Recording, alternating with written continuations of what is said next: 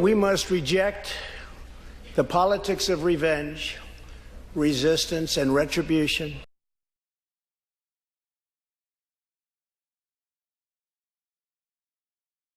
And the common good. Together we can break decades of political stalemate.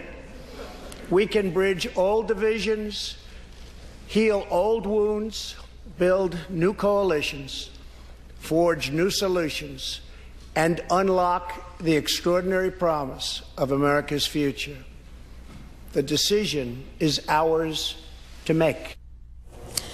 President Trump giving his State of the Union address before a divided Congress for the first time this week. It was his first time addressing a Democratic majority House and his political nemesis, House Speaker Nancy Pelosi.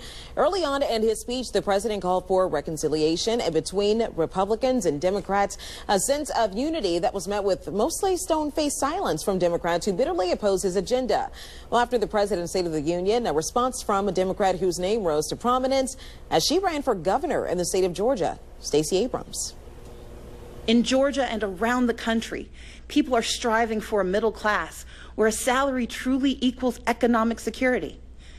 But instead, families' hopes are being crushed by Republican leadership that ignores real life or just doesn't understand it. Under the current administration, far too many hard-working Americans are falling behind, living paycheck to paycheck, most without labor unions to protect them from even worse harm. The Republican tax bill rigged the system against working people. Rather than bringing back jobs, plants are closing, layoffs are looming, and wages struggle to keep pace with the actual cost of living.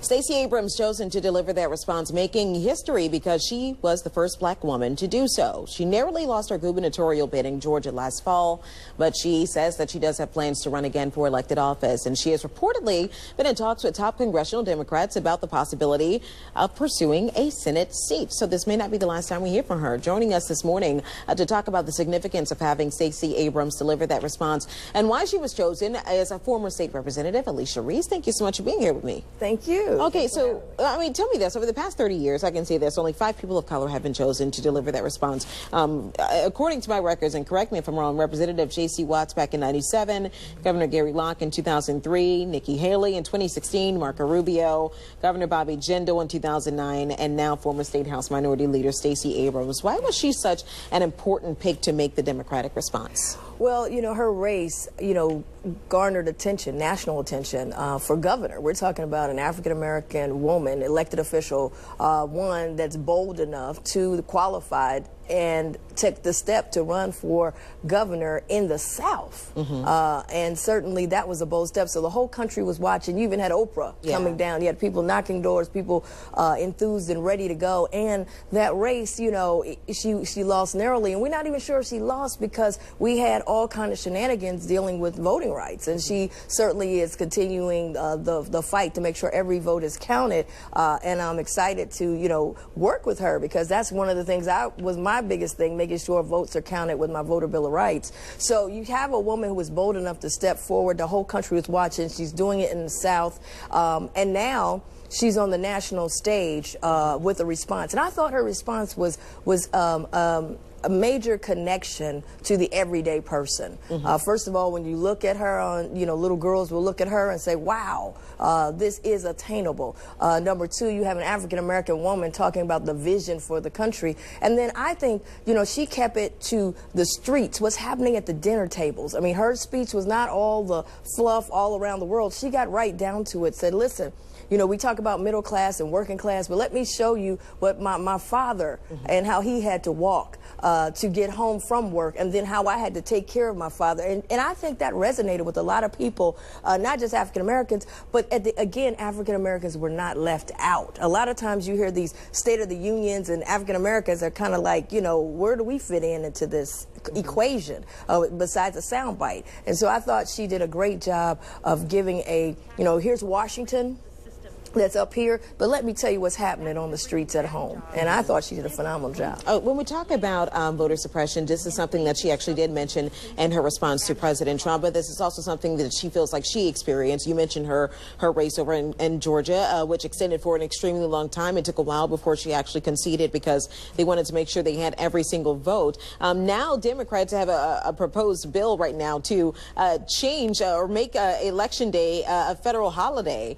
Do you think that this is a possibility of really passing here? I think it'll pass the Congress, and it might inspire some states to begin to pass those types of that type of legislation. And some states have stepped forward. I think it's a step in the right direction, but we cannot stop the ground game of making sure, one, people can vote, but then number two, that the vote is actually counted. And I think that's the next step that we saw with Stacey Abrams, that people, they were registered to vote, but there were all kind of tricks to stop them from going. So it wasn't that they didn't show up at the polls. The question becomes, were they turned away? Were they allowed in? Were the votes actually counted? Were they taken off the voter roll?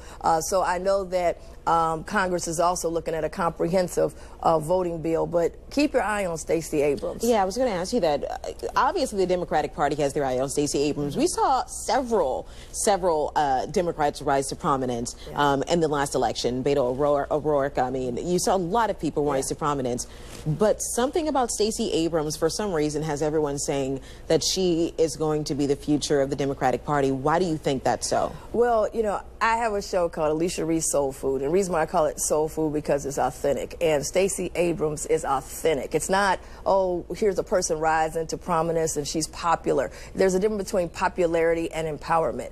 She's about empowering people, and just like with voting, one of the things, reason why I want to work with her, because she's committed to making sure not just her race, but that votes are really counted, and we change the game of how we make sure every vote is protected.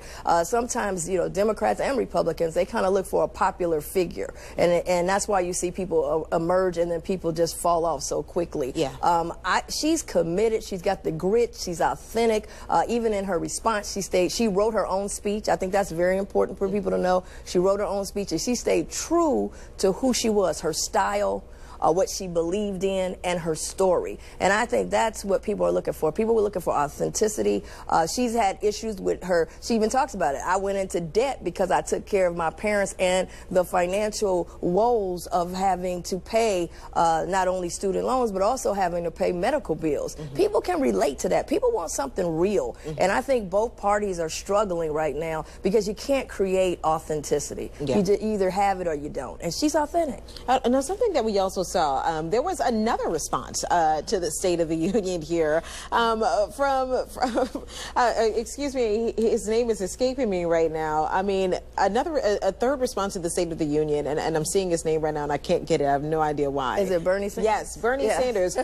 What was that? Was that him parting his own, just issuing his own response, him parting his own way, wanting to independently respond to this? I mean, what are your thoughts on that? I don't know if you had an opportunity to see that one. I think, Bernie Sanders, he wants to run for president again, and Bernie has always been an independent, so he wanted to have his response.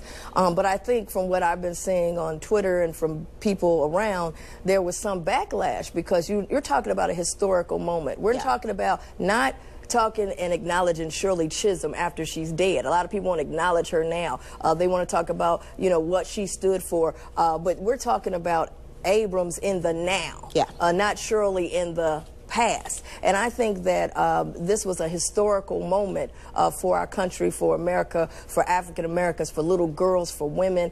And I think he miscalculated in, people didn't want to hear politics. They wanted to hear, again, she's authentic, she's real, she's on the ground. And that's a historical moment. Remember, this will be in the history books. Just like we're looking at Congresswoman Shirley Chisholm, unbought and unbossed. That's what I love about her. People are going to be talking about Stacey Abrams, and he might be in the history moment on the wrong side on this particular issue on that day. All right, Alicia, thank you so much. I always love hearing your opinion here. Coming up on Cincinnati Connection, we continue to break down the President's State of the Union address. We hear from our political analyst, Dr. Ryan Salzman, giving his take on the address. It's a story.